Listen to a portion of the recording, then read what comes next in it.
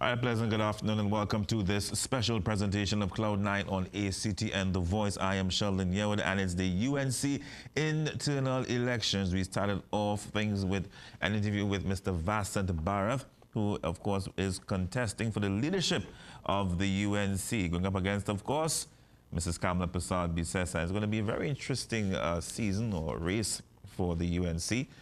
There have been a lot of internal issues. Many of them have been dealt with, and there are many, of course, as we know, that have not been dealt with.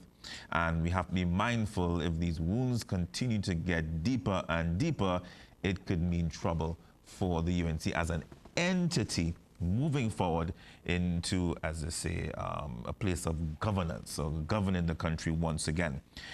So coming up after the break, we'll be speaking with political analyst Dr. Bishnu Ragoonath, who will give us an insight from his perspective as into this new development in the UNC and some of the controversies surrounding the party and the current leadership, and even the decision of Mr. Bharat to enter the race.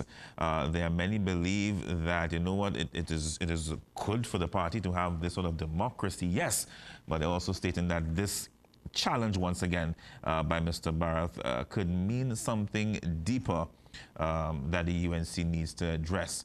So again, coming up after the break, we have Dr. Bishnu Ragoonath right here on Cloud9. Stay tuned.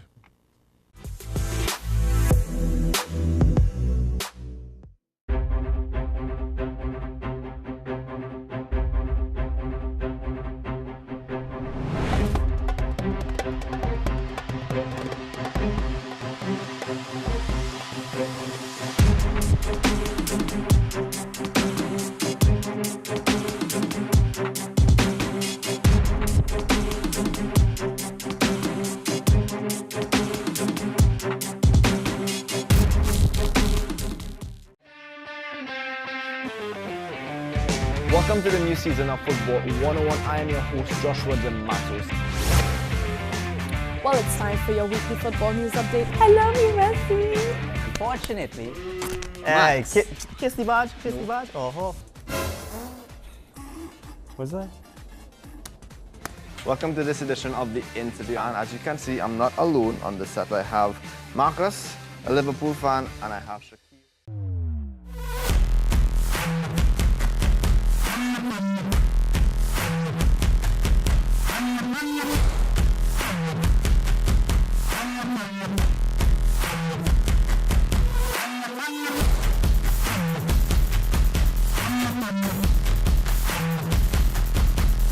Good evening, Trinidad and Tobago. Welcome to another edition of Scoreboard here on ACT, and it's always a pleasure to be in your company every Tuesday evening between the hours of 8 and 9. You're now changing your question. what I would say, Steve, is this. But my first question was, and roll back that tape. I made my debut for Crystal Palace against Tottenham Hotspur. My responsibility was to get the ball and make things happen offensively. All by not some winner. In all the time we've played together, I've always been the decoy. Welcome to Field of Dreams on ACTN. My name is Steve David, and I'm your host.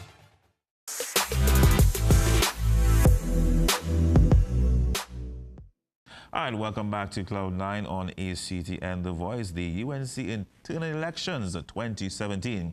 Before we go to our interview with Dr. Bishnu Ragoonath, let me take you now to this this clip from the third segment of our interview with Mr. Vasant Bharat, where he spoke about the marginal seats and that issue in terms of recapturing those seats and the possibility of the UNC doing so under Mrs. Kamala Persad-Bissessar.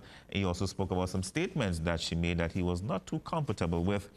So let's hear what Mr. Bharat had to say, and then we'll go to our telephone interview with Dr. Bishnu Ragoonath.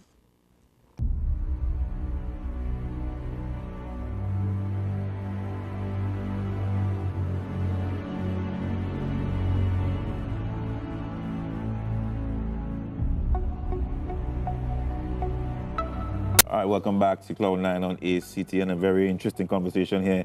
I'm hoping to have the Mrs. Kamala Persad-Bissessar on the show someday. So if she's listening, I welcome you. I will sure to make my call. And to anyone else who would like to join me on set to discuss this very critical election, is not just for the UNC, as Mr. Barrett stated, it is for the country at large. At the end of the day, it's about going into government. I want to touch on the issue of marginal seats. And, you know, sometimes on both ends, PNM and UNC, we treat marginal seats like a bastard child, you know. And it's only when you see beyond the physical and you go deeper, oh, you know, this child has promise. This child has potential. This child could actually do great things. And the UNC saw the benefit of having these marginal seats, these children of promise, as part of the People's Partnership Government. And then now these children felt betrayed. They felt, you name it. And from the same UNC supporters, and again, it's on social media, I'm not making these things up, you see the comments over the years. So now, how can the UNC, whether under your leadership or even under Mrs. Persad-Bissessar, if she returns, how do we now regain that trust of those members who were once part of the partnership from the, because right now, many of them, honestly, what happened? They went back to the PNM. So trust is always a difficult thing to regain once lost. But it takes time. It is not, there's no magic pill that there's no panacea, there's no silver bullet to regain trust. It takes time and it takes re-engagement. And this is the reason why throughout our conversation, I am stressing on going back to constituencies and communities, not just for cosmetic purposes, not just for the purposes of winning an election, but for really and truly engaging these communities in a very sincere manner. And it has to be done not 3 months before an election, or when an election bell is rung. It needs to be done now. And it means actually physically rolling your sleeves up, going into the constituencies, sometimes taking some cuss, because that is maybe what, you know, people really need to vent. People are angry and people are very, that's the thing, I think it's across the board. That's correct. People want to vent. In most cases, they know that you are not going to be in a position after that meeting to be able to help them in any meaningful way, but at least you've engaged them and you've listened. And as far as they're concerned, they've planted that seed in your head. Absolutely. So it's up to you to decide if you're going to water it, you're going to leave it to that. And then you've got to go back again. This is not a one meeting issue where you just go and meet them and you shake a hand and you walk away and that's the end of it. This is an ongoing process that the party must engage in, that it has sought and chosen not to do in the last 2 years. And that is the reason the party finds itself in this position today, whereby as bad as things are with its opponent, meaning the PNM and the current government, the party is finding it very difficult to mobilize forces for its support outside of its traditional base. Your relationship with Mrs. Kamala Persad-Bissessar, what is it right now? Our paths have not crossed other than we met at a funeral, Mr. Sabga's funeral, and we exchanged niceties, pleasantries, let me say that. But we've not had any meaningful discussions or conversations over the last couple of years. And in terms of the woman, you know, many call her the mother of the UNC and all of that. Do you think because there's also been the allegation that there are those within the party who have been over the years pulling her strings, to which she, of course, she has denied time and time and time again. But do you believe with the right support base around her that she can lead the party? Or do you believe that it's kind of a little too late? I believe that the buck stops with the leader. At the end of the day, the leader must, in every setting, whether it's political or otherwise, the leader must respect and take into account the opinions of others who are part of a team, but the buck stops with the leader. The decision-making, after having sought the opinions of others, the decision and the responsibility for that decision-making stops with the leader. I don't think that leaders can portray themselves as victims and continue to say, well, you know, I've been led to make these decisions by others around me. And I don't think that supporters should also make excuses for leaders by saying that it's not the leader's fault, it is the fault of the people around the leader.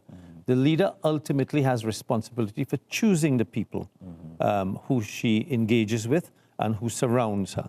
And that is a responsibility of leadership. Now, opposition leader and political leader are two different things. They are. One is called the Act of Parliament, and the other, of course, is where the party constitution is concerned. As the opposition leader, do you believe that she has an edge on you? Well, of course, because she is in the parliament. Right. I'm not. Right, but I'm not running for opposition leader, the position. I'm So running for political leader. Political leader. But do you think that in terms of the campaign that they're going to use that is, listen, she's already there? And they may do, and that's what was used last time round, that I'm not in the parliament. The issue right now is not what's happening in parliament. The issue is that the party has almost imploded, and the party has been not been engaged in any significant activity over the last 2 years that will cause the general population to believe that it's doing what's necessary to re-emerge as a political force in the country. And again, based on what you said earlier on, despite it being an uphill battle by many, will view that you honestly believe that there are those who are willing to swim with you to make this a reality. Oh, there are many, many who are willing to swim with me over the next month. Okay, but I want to make it very clear that this battle straddles November the 26th. This is not a battle that ends on November the 26th. So which means win or lose, you are going to continue. Oh, I'm a lifetime member of the United National Congress. It is my intention that once I continue to be a member of any organization, I will always strive to make that organization better whilst I'm there. You made a statement before we actually started the show about a statement that Mrs. Bissau-Bissessar made which concerned you deeply. Can you just elaborate on that statement? Well, part of her speech was the fact that she was proud that the party was tribal. I didn't hear it personally, but I saw it in the transcript that was sent out by Mr. Kapil Bisoon as being her speaking notes. And I found that a little troubling because, again, it comes back to pandering to creating racial divide amongst our population, which is, as I said at the outset of the discussion, which is what has caused us as a country, despite the fact that we've been blessed with so much natural resources and human resources, to be in the position that it is today. And that position is that Trinidad and Tobago is truly on its knees. Wow. As we kind of wrap things up on the interview today, moving forward in the healing of the UNC and the racial issues that you brought forward, what message would you want to send to the membership in the context of what I have seen as the level of hate that you see emanating from, someone on some of these profiles? What would you say to them to really understand the state of the party where it is right now? I would say that we need to do some deep introspection and reflection as a people. If we truly treasure the United National Congress as a vehicle that can take us back into government, then we must do as much as we possibly can to reject this whole issue of tribalism, racism, divisive behavior, and look at the greater picture, which is positioning the party to go back into government and to be able to be responsible, to be able to responsibly look after all of Trinidad and Tobago and not a section of it. And we touched on Mr. Pandey, and he's also been very open about how he feels about the what he described, the state of the party which he founded. Have you all had conversations at all? I met Mr. Pandey briefly at a function a couple of weekends ago, and we did have a brief discussion in a social environment, but we've not had any deep discussions regarding the state of the party. But I'm well aware of his views, which has been aired publicly on the state of the affairs of the party. Well, as you mentioned, it's going to be a very interesting journey heading up to November 26th, a date which is still kind of open. Is it still? Well, we're not sure if the matter is going to be challenged in court, and we're not sure if there will be other participants entering the race. So we wait until November the 15th, which is nomination day, to be in a better position to pass judgment on what will happen on the 26th. Well, Mr. Barrett, you are definitely in the belly of the beast, and I say that very kindly, because this is really going to be a fight to the end, and you have to go in there strong. And I wish yourself, and of course, Mr. Sadbi says, to both of you all the best, and I do hope that the vision of the party is truly beyond here, and we could see beyond moving down the road. Sorry. So I think the issue really here is giving the people of Trinidad and Tobago, and particularly young people, some sense of hope that something is on the horizon that can pull us out of the mire in which we find ourselves. Well, I said everything that has been happening, God allows it to happen, so maybe we could see the error of our ways and also see, where we need to go, because change is something that is constant with life. And sometimes, at least worldwide, but I can speak for Trinidad and Tobago, some of us are very uncomfortable with change. But it is a part of life. And if there's a change coming, well, that's left to be seen. Mr. Barrett, thank you very much. My pleasure. It was indeed a pleasure. It was my pleasure. This has been a special presentation of Cloud9 on ACTN, the internal election 2017 for the leadership of the UNC.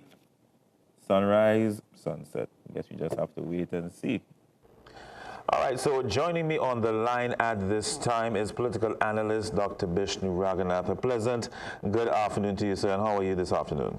I'm fine, thank you. All right, it's been a while since we've had one of our many discussions, and of course we are in a very interesting political season, and I want to call it that. It has really been an interesting season in terms of the political environment. And now we have the internal elections coming up with the UNC.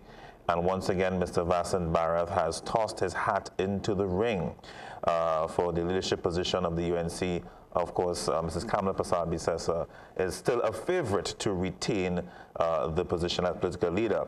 However, one of the concerns that have been raised by many, both within and outside of the party, is that under the leadership of Mrs. Kamala Prasad-Bisesa, they do not believe that they will ever see the halls or the chairs of the parliament or of government, I should say of the government bench again. What is your view on some of those concerns? basically, I think the concerns might be there's reason to have some belief that Kamala Prasad-Bisesa may have lost some of her appeal, particularly so on the East-West corridor, which is necessary in order that the UNC take government.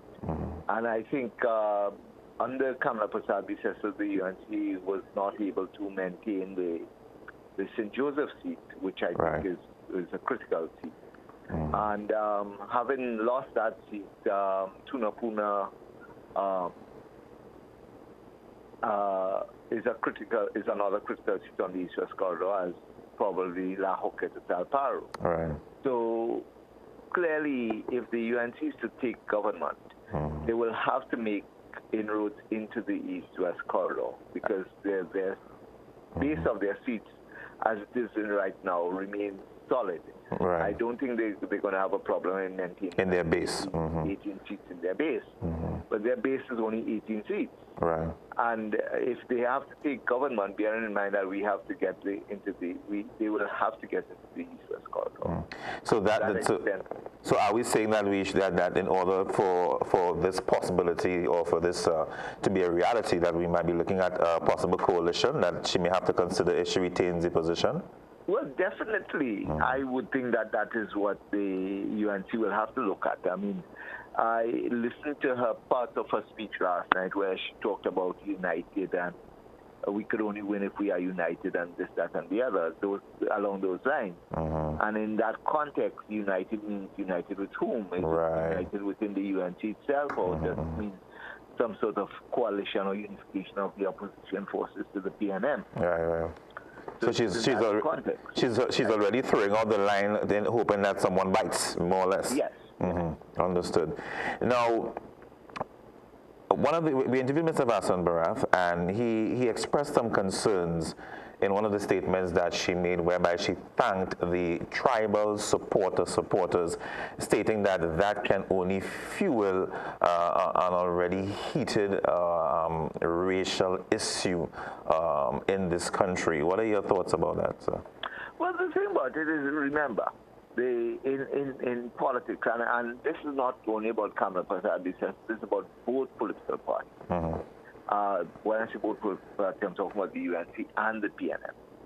Both political parties appeal to their base, and their base is based on an ethnic base. There's no getting away from that.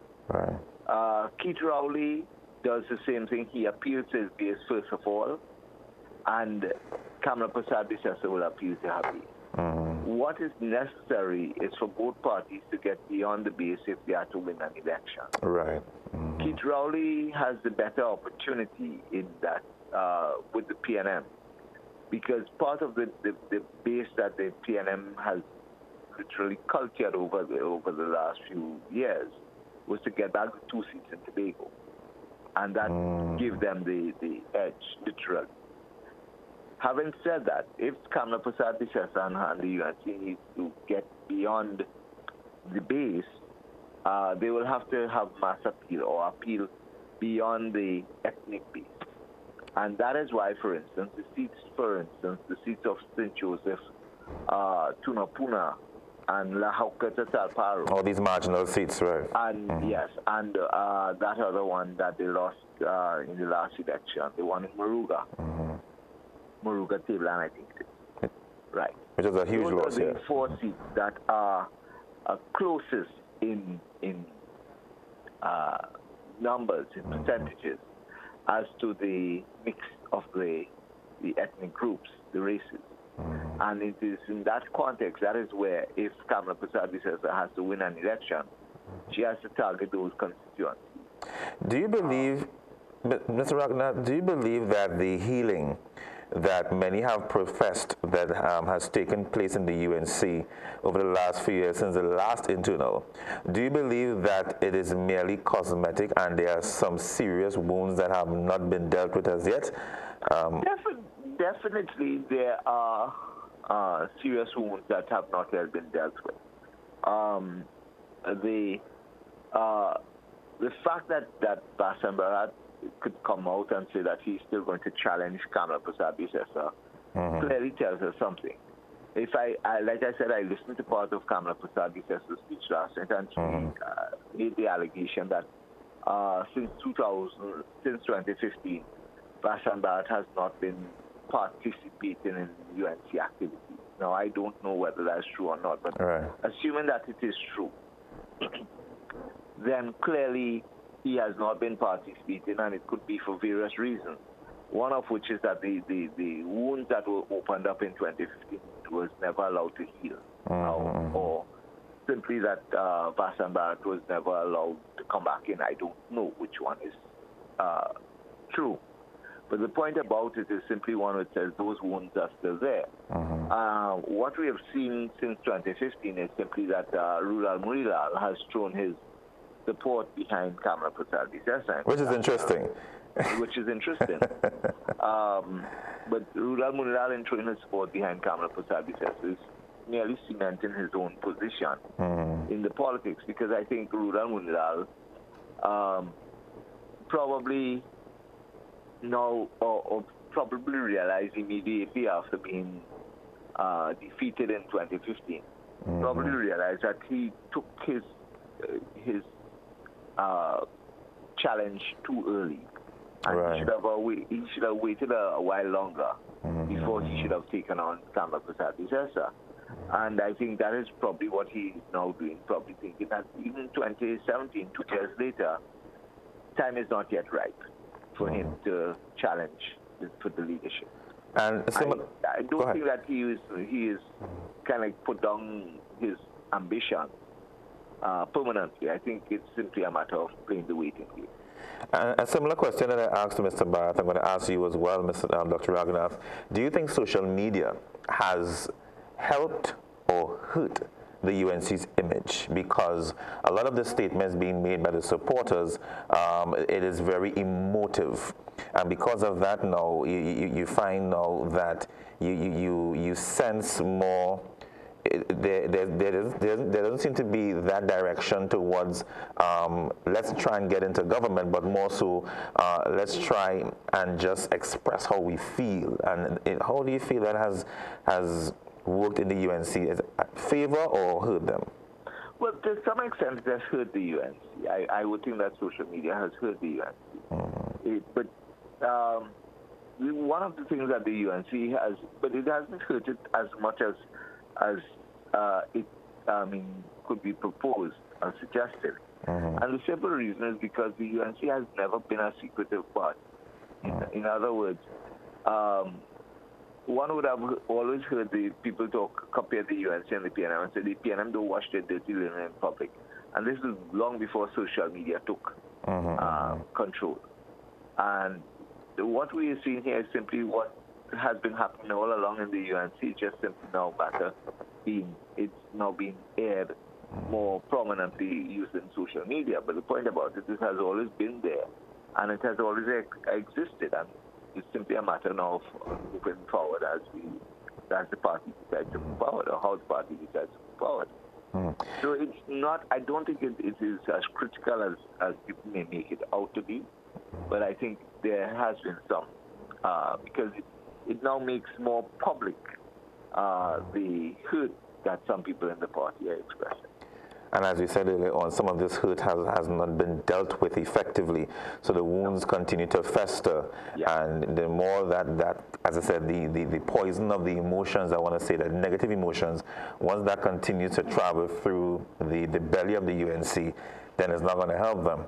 Now let's go to Mr. Vasan Bharat at this point in time. Again, he's entering the race at a time when the UNC is still trying to grapple with their own internal issues. It's been a very interesting seasons for the UNC. What are his chances now? He said there are those who are supporting him openly, but there are others who are supporting him, but they're afraid to literally, how should I say, step out on the water like a faith walk. They're afraid to. So based on that, what are his chances?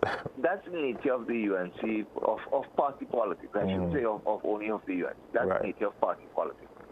And the nature of party politics is that you can't go publicly and criticize your leader or the policies that the leader may want to support. Understood.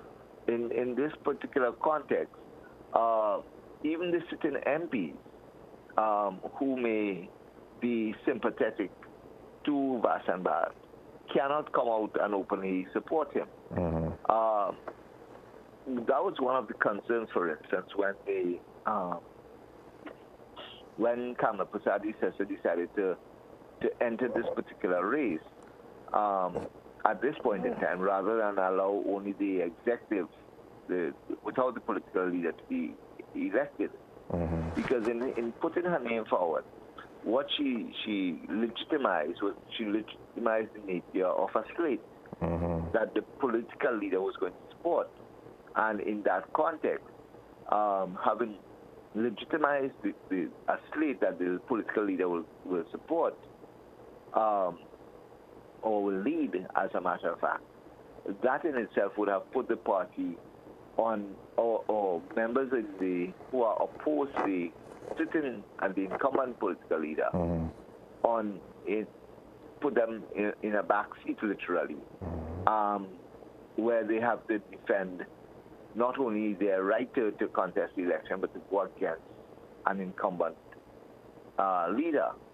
So that is the challenge that the party here is experiencing. While Kamala Prasad-Bissessar would have done that for her political reasons, the fact is she could have done some damage to her own party. Now, let's take a look now at Mrs. Prasad-Bissessar, and she's again referred to as the mother of the party. And, you know, when you look at it from the context of parents, there's that soft spot or that sensitive spot for a mother. And you find that when you listen to many of the supporters, you hear that in their voice. No matter what happens, many of them say, listen, I'm going to stay with our mother. I'm going to stay with her. She carried us in her belly when everything was going on, and she stuck it through. I'm going to stick it through with her. Do you think that is one of the key reasons why, despite all that's being said about her and the party, that many of the supporters still gravitate towards her, even though many are saying, listen, if we don't change, we're not going to be in government? Well, I'm not sure whether the mother of the party is the most apt description of Kamala Prasad-Bissessar that we could use.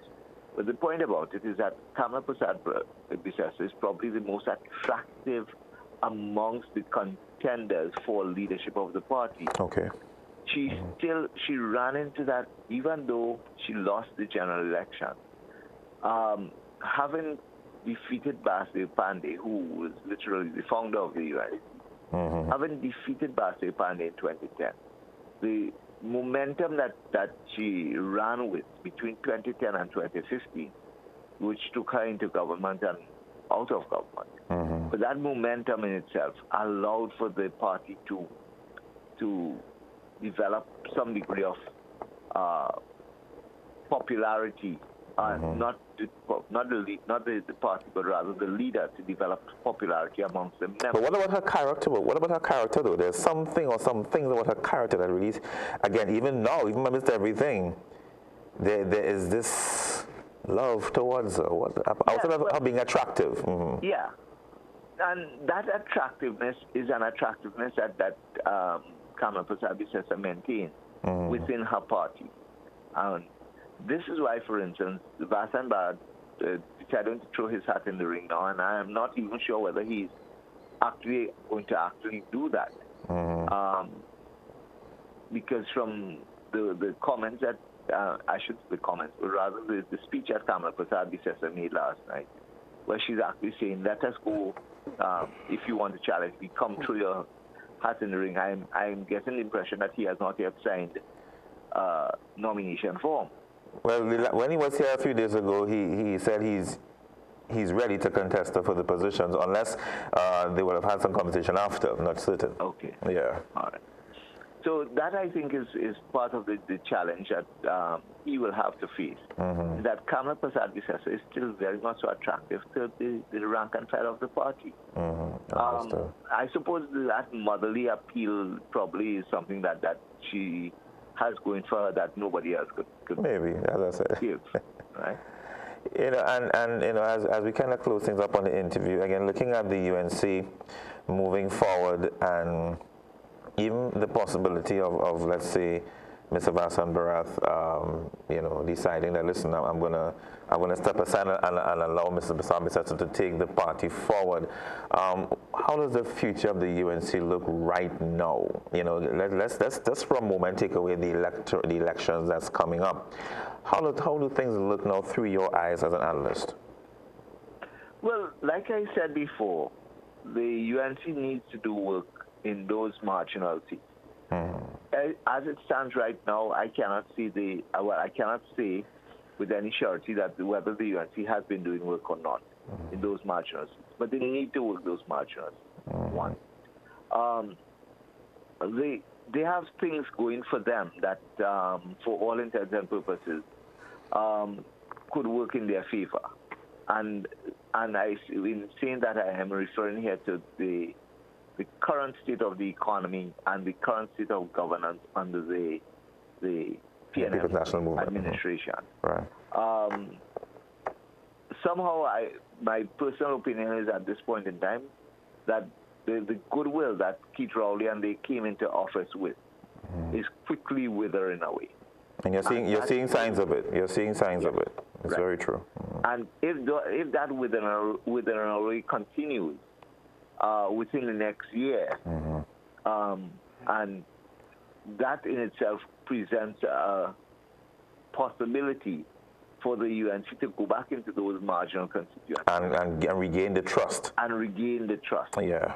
Because that came up in my interview with Mr. Vasan Bharat, that some of them are feeling like bastard children, whereby they were just kind of tossed aside. And I think you're right. Right now, how things are looking, the political fruit is ripe for the picking for the UNC. And again, they just have to, of course, to be very strategic and again regain that trust. And it goes back to what you said about forming a coalition with someone or an entity. Yes. So I think that is where the UNC is right now. I unfortunately, I do not subscribe to Mr. Barrett's view. Well, probably I subscribe to his view to the extent that at this point in time, if an election was called today, the UNC may not be able to take government. But I would not simply write them off and say within the next 2 years. It's not possible. Understood. And in terms of Mr. Basdeo quickly, does he still have a vital voice in the UNC? He doesn't have a voice in the UNC. He has a voice that people are still listening to, but not within the UNC. I think he lost that voice in 2010. Okay. And between 2010 and 2015, his constant attacks on Kamala Prasad Bisesa would have gotten that voice becoming more and more quieter as people would listen to him. Yes, there are still people who still subscribe to Basdeo Pandey as the man who they need to follow. Right. But the challenge with it, in fact, somebody just made mention of the fact, is Vasan Bharat a Trojan horse to bring back in Basdeo Pandey. And I said, well, if that is his ambition, well, then we are in a sorry state of affairs in the country if you're going to use that methodology to get back into power. But the challenge, however, is one which says that while Basdeo Pandey would have been a booming voice in 2010, not anymore. Come 2017, that voice is still there, but it's not as loud as it would have been there previously. And do you believe that the CUP still has a voice in this country, or that voice has also faded away? At this point in time, I think that voice has faded very, very far away. Okay. In fact, if I'm to say Basdeo Pandey versus Ethiopia, I still think that Basdeo Pandey probably has a larger following than the CUP. That's deep. That's deep. Dr. Ragoonath, always indeed a pleasure. Thank you so much for joining us on the program today. We will keep in touch. I have Mr. David Lee coming up as well later on during the course of the week. So it's going to be a very interesting season, as I said, for the United National Congress. Thank you very much, sir. You're welcome. Thank you. Taking a look at the UNC internal elections right here on Cloud 9 on ACTN The Voice. Let's take a short break. We'll be right back.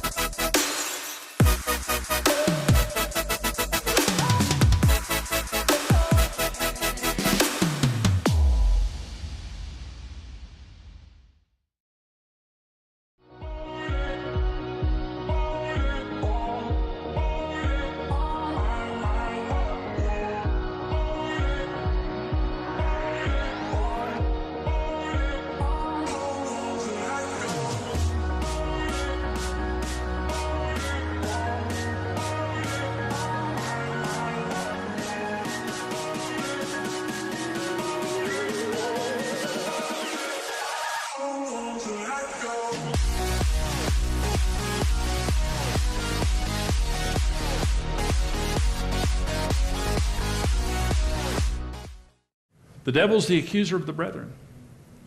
And he hates marriage because marriage is the image of God.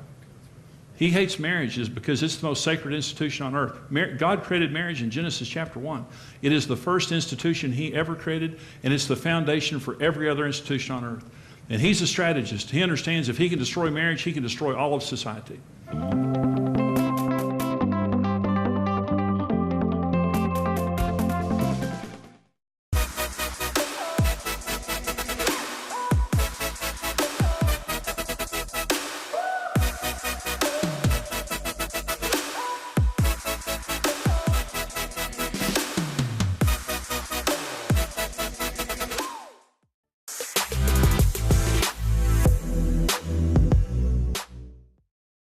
And welcome back to Cloud 9 on ACT and The Voice. Once again, thank you to Dr. Bishnu Ragoonath for giving us his insight into the UNC internal elections. Coming up later this week, we're going to be joined by Dr. David Lee, the chairman of the United National Congress, as he gives his perspective on it, and of course, why supporters should come out and vote for Mrs. Kamala Persad-Bissessar. But to close things off today, we're going to show you some more of that interview with Mr. Vasant Bharath right here on Cloud 9 on ACT and The Voice.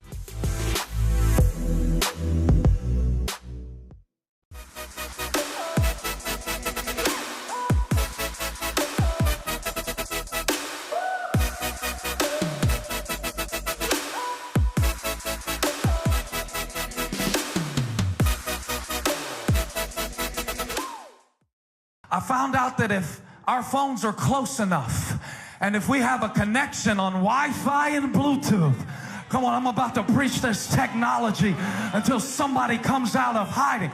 If I got something on my device and you need it on your device, if I can get close enough to your device with my device, what's on my device can jump on your device. If I get close to the one who created me, close to the one who called me, if I stop running and return to the place of my assignment, I got the drop.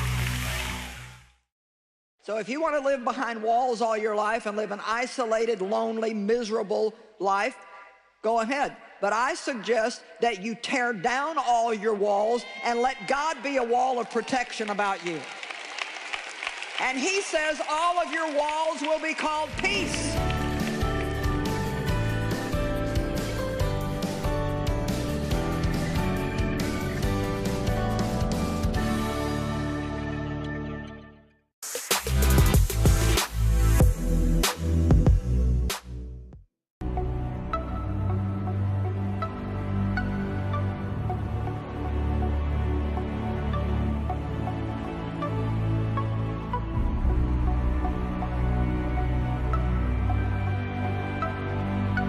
Well, a pleasant good afternoon and welcome to this special presentation of Cloud 9 on ACT and The Voice. I am Sheldon Yearwood, and we're here to talk about the UNC internal elections.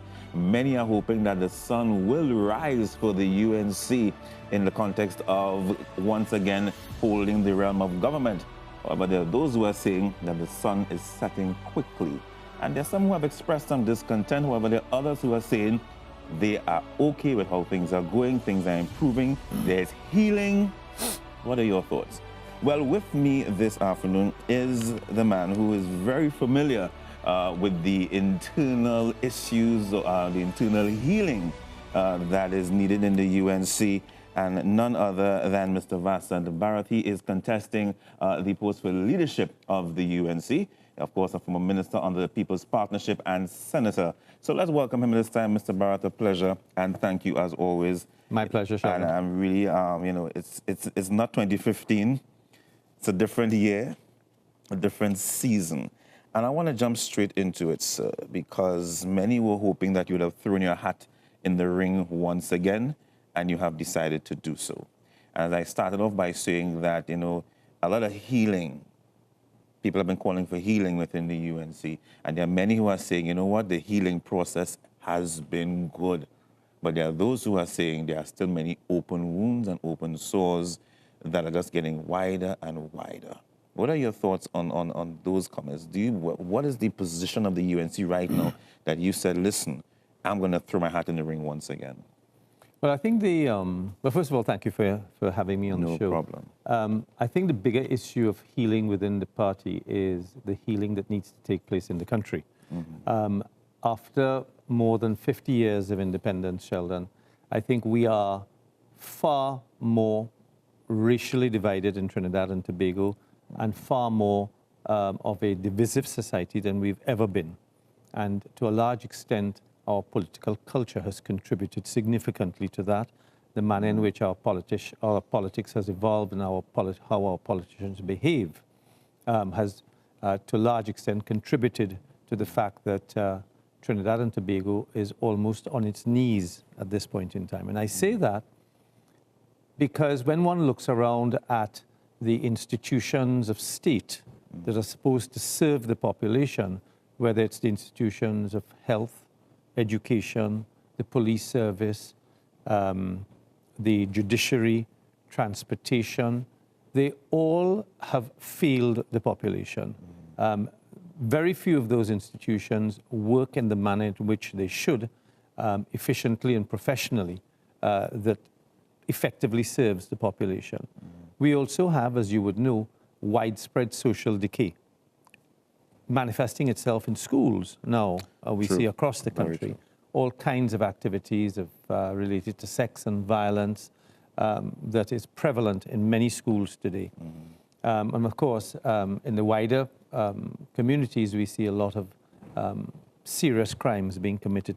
Still, murder rate has crossed over 400 already for the year. And then we also have a situation where, based on where the economy has found itself, we don't seem, from a governmental perspective, to have an escape plan for the citizens in terms of creating new forms of revenue and creating new job opportunities for our young people. Right. So when one puts all of those things in context, the politics of the country becomes very relevant and important in terms of how we go forward. And it cannot be business as usual. Right. All right? We need a new paradigm shift to be able to accommodate the ills that face society. And so therefore, if the UNC, of which I'm a lifetime member, intends to go back into government or find its way back into government, it has to convince a large body of the population with whom, let's be fair, they've lost the trust and confidence of, certainly based on the 2015 general election. But leading up to 2015, the party would have also lost 5 national elections. We won in 2010 and then proceeded to lose the Tobago House of Assembly elections, the by-election in Chaguanas West, the local government elections of 2013, where we lost 5 regional corporations, the by-election of St. Joseph in 2013, and then, of course, followed up with a humiliating defeat in the general election of 2015. All of those things point to the fact that there has been a breakdown of trust between the population and ourselves. And let's be fair, the population gave us a huge mandate in 2010. The question is, have we looked and searched deep down internally? Have we done the reflection that's necessary? And have we done the analysis to determine why that has taken place, why we have lost and continue to lose so many successive contests? And what are we doing to reposition the party to face another general election when it's called in 2020 or before then? There needs to be... And those are my issues, really. No, I'm looking at the letter you sent to the General Secretary of the UNC. Yes. And what you just said there, you encapsulated more or less in what you wrote, right? The low gas prices, declining economy, etc., and the many issues that are now before the country. And you said in this context, it is of the utmost importance that our party be led by a team of credible, competent, accomplished, and committed individuals. So in hindsight, what you're saying is that the current leadership of the UNC does not represent what you said is needed. That's correct? precisely what I'm saying. In fact, the party, in my opinion, and in the opinion of many people, have done very little in the last 2 years to reposition itself to be a credible alternative. What is the vision of the UNC at this time under the current leadership? Is it a case, clearly based on what you're saying, they're not seeing things clearly? You know, are there members even within the ranks right now who have come to you and said, listen, Mr. Barrett, you know, we are willing to put on the corrective lenses that we need to put on to see things better. We are willing to do what needs to be done to change things. But are you getting, what is the feedback you're getting so far? Well, I've stated from others in publicly the party that I have been working with about 6 MPs, sitting MPs in the Parliament, behind the scenes, of course. And for those who may think that that these people are being disloyal, they're not. They're actually being loyal to country because they understand and realize that the party with its blinkers on cannot take the country forward. And these people are involved in politics, not for themselves. They're involved because they want to be able to serve on a larger scale. And the best possible way to do that is to be in government. And they don't believe that the UNC in its current state is a vehicle that is properly primed to be able to achieve that. So I've been working with them behind the scenes. I've been working with them in their constituencies. Clearly, as you would appreciate, the kind of politics we practice in Trinidad makes it very difficult for them to come out openly and endorse or to support, but their support is there quietly. And then let me also say that it doesn't only, it's not only limited to several MPs, but it extends further to many activists and councillors who are working in the constituencies, who clearly understand that very little is taking place in the constituency and at constituency level. There's very little party activity taking place. And very importantly, Sheldon, that they don't have a voice in the building of the organization. They are essentially called upon when election time rolls around to bring votes out or to come out and vote for themselves. Now, they say love is blind, and of course, if you're blind to certain things, then you'll find yourself stumbling along your journey in life. And there are many who have claimed that the current leadership, that there have been a lot of stumbling taking place. I want to turn your attention now to the recent meeting that was held by Mrs. Kamala Prasad-Bissessar, and I got some feedback from those. I didn't get a chance to take a look at it at the time, but there are those who are saying that she spent more time on the PNM than on the issues facing the party. Did you have a chance? Did you have an opportunity to take a look at it, and what were your thoughts? I heard parts of the speech because I was on my way to a meeting, and I happened to tune in to listen to what was taking place. Clearly, it's of interest to me what happens with the party. But yes, again, you see, what we must always understand is that whatever we do at party level is being looked upon by outsiders as well, many of whom we expect or would like to become involved in party affairs and essentially vote for us as an alternative when that time comes. So we must be credible in everything that we not just say, but in everything that we do. Now, this particular issue that the Congress was called for, many call it unconstitutional, simply because the Constitution, in many people's opinions, do not allow for the leadership elections to be brought forward by a year. And certainly not in the manner in which it was done, whereby the Congress is being called upon to ratify a decision which the Constitution doesn't allow it to do.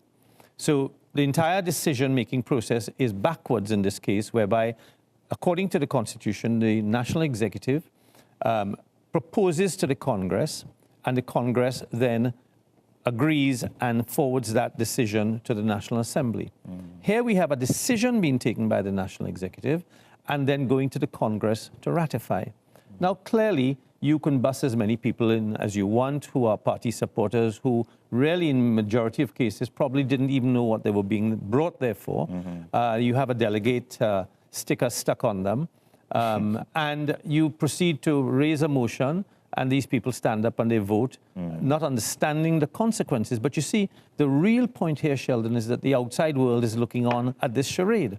Okay? And then the party loses more and more credibility as a direct result of these actions. So go back to the initial point, and is it a case that we're seeing where the love is blind in terms of, because there are many people who really love Mrs. Kamala Prasad-Bissessar. Well, but are we saying it's blind love? And this is why I, at the outset, talked about our political systems bringing this country to its knees, because it happens on both sides. Okay? As you know, There are people on either side of the fence for either party, the PNM and the UNC, who will vote blindly. They have no idea what the policies of the government, of their parties are. They have no idea if there are any differences in philosophy between the two parties, but they will come out and vote because they happen to look a certain way. And this is why we are where we are today. We vote traditionally along racial lines, and it is the politicians who bring out the race boogie at the appropriate time and causes us or causes the population to react in a certain way. And essentially, politics then becomes a very emotive issue rather than a rational policy-making vehicle that actually is better. These policies are better for the country than those policies are, and we choose based on policies rather than how we look. And once emotions come in the way of logic and the way of rational thinking, then you're going to have a lot of confusion taking place. Let's take a very short break, and when we come back, we're going to continue our conversation with Mr. Vasan Bharat on the internal elections within the United National Congress, carded for November 26th. I say that very guardedly, carded for November 26th. We just have to wait and see how that goes. We'll be right back.